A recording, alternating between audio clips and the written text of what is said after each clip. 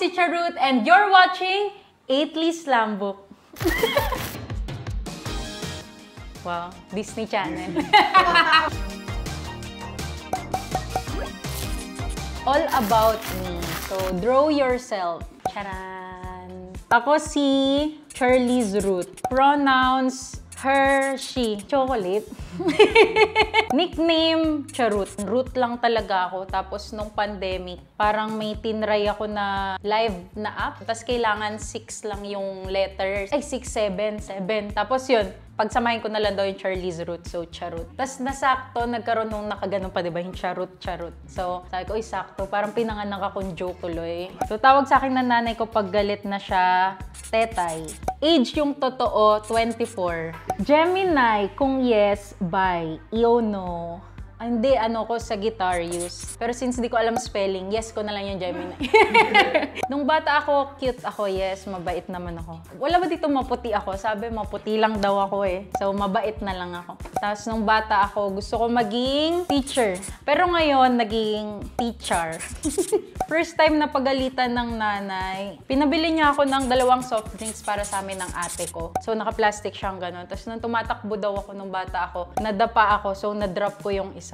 Ang sinabi ko daw sa nanay ko, ma, sorry, nahulog yung soft drinks ni ate. So, sabi niya, bata pa lang magulang na daw ako. Kasi paano ko daw nalaman na sa ate ko yung nahulog.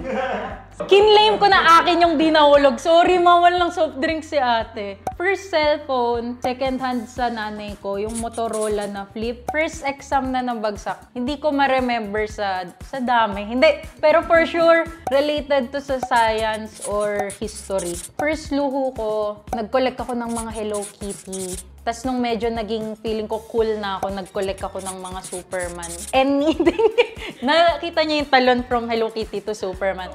First kit I ever made about sa online class. So yun yung parang biglang pinabukas, pina-on cam ka, tapos nasa bakasyon ka. So pagbukas nasa loob ka ng swimming pool. First content creator na friend, top of my mind si Esneer. First celebrity crush, feeling ko sa Going Bulilit, sila Nash Agua, CJ Nabato. Congrats! Wala akong balak naman anuhin yung marriage nyo. I belong to these fandoms. Solid directioner. Bias ko si Zayn. Tapos, nung nag-concert sila dito sa Manila, yun yung hindi na siya sumali sa concert kasi pawatak na pala sila.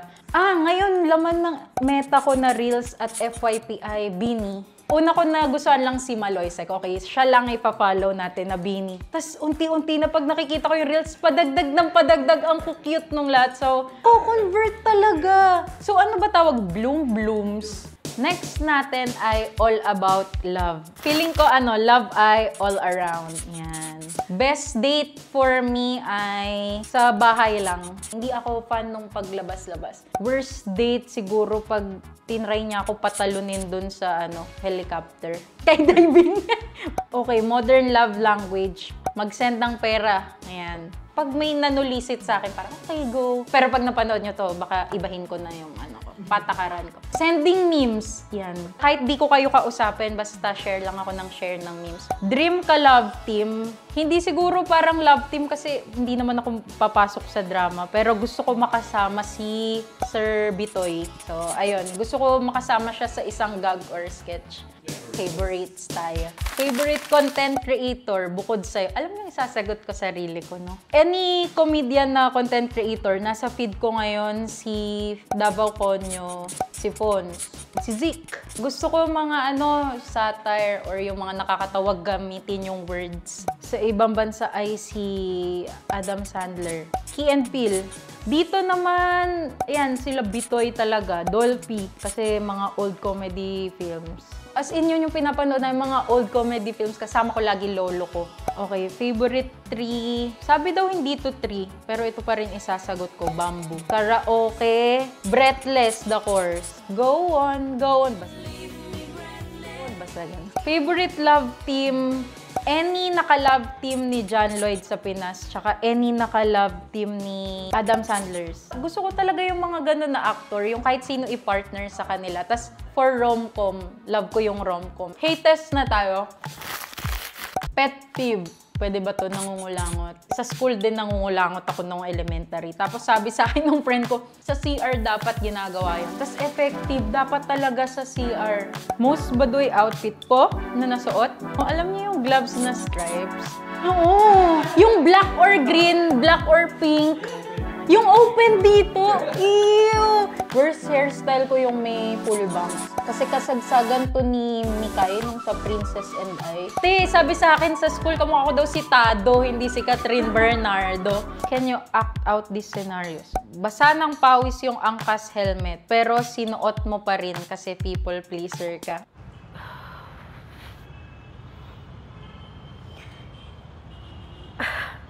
Kuya, para nag-cancel pala yung meeting ko. What na lang.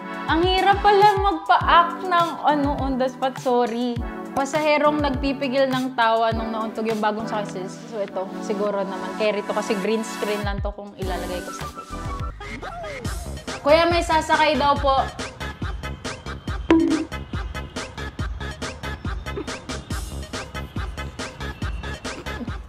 Ayan lang po. Lagyan nyo green screen yun, mamaya mukha akong tanga dun. One-on-one exclusive interview. What inspired you to study forestry at UPLB? Actually, ginaya ko lang yung ate ko. Super indecisive ko nung time na yun. Pag ginaya ko yung ate ko, wala nang tanong-tanong kung bakit yun. Automatic sinasabi sa amin, so namumundo ka, taong go bat, ganun. So, pero hindi, super lawak nung field nung sa pun intended. Lawak ng field ng forestry. So, tingin nila sa amin, probinsya side kami ng mga UP. Yun yung malapit sa amin, Los Baños eh. Taga Laguna kasi ako. So, ba't ako pupunta dun sa malalayong UP? Tsaka di din pala ako pumasa dun, ba't ako pupunta dun?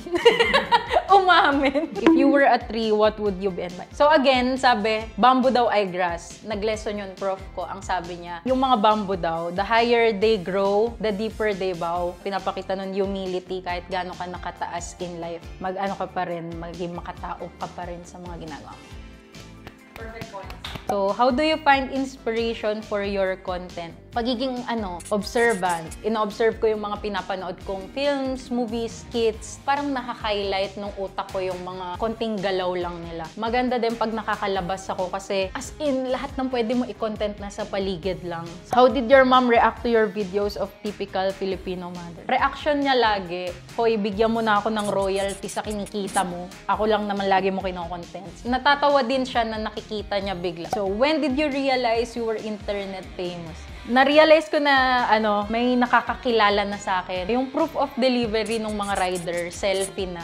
Hindi na ako yung pipicturan. Yung family ko talaga, both side, sa nanay at sa tatay, super mahiling magpatawa talaga yung mga titos and titas ko doon. Sunod, nanonood talaga ako ng mga old comedy films. So, basta nagpapatawa. Na-apply ko na siya sa mga friends ko. Doon ko nagustuhan na ang sarap sa feeling na nagpapatawa ka. Parang ang dali mo maiinis yung mga tao, mapapaiyak. Pero yung mapapatawa mo sila or mapapasmile, feeling ko yung challenging yun na part. Mas slapstick din yung comedy ko tsaka satire. So, pag may nakita ko na dapa, nagkampasan, matatawa ako doon agad. The other side of me, ipagyabang ang greatest achievement. Nabuhay ko yung sarili ko, tsaka yung aso ko. Then, siguro, napasok ko na yung business. Dream project. Okay, gusto ko maging part ako ng comedy sketch na show. Makilala man lang sa field na yun. Parang bigyan akong character, kaya siya aralin. Something I wish I was good at, anything related sa music.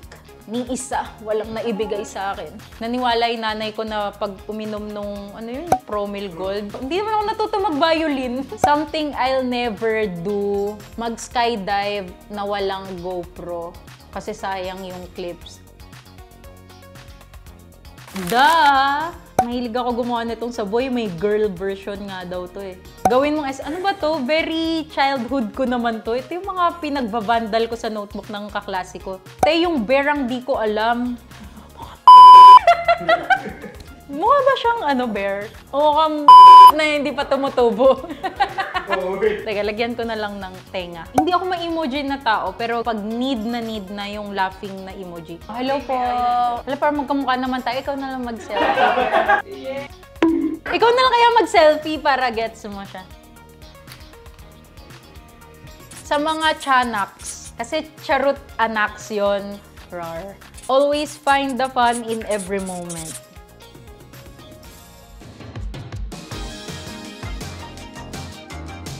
So, pwede nyo ako i-follow sa mga social media accounts ko at Charut or at Charlize Root. Tapos, meron din kaming comedy page, mga sketch yun and gags, at Pencil Box Studios PH. At i-follow nyo din yung Pedal Cafe PH. Kahit wag nyo i-follow yung Pedal Cafe, bumili na lang kayo sa Pedal Cafe. If nagustuhan nyo yung video na to, follow nyo sila sa YouTube channel nila, which is 8list.ph, and like, share, comment, subscribe, kung ano pa pwedeng pindutin dyan. Alam nyo ba yung mga slumbook na may yung may lock? Yung disusi?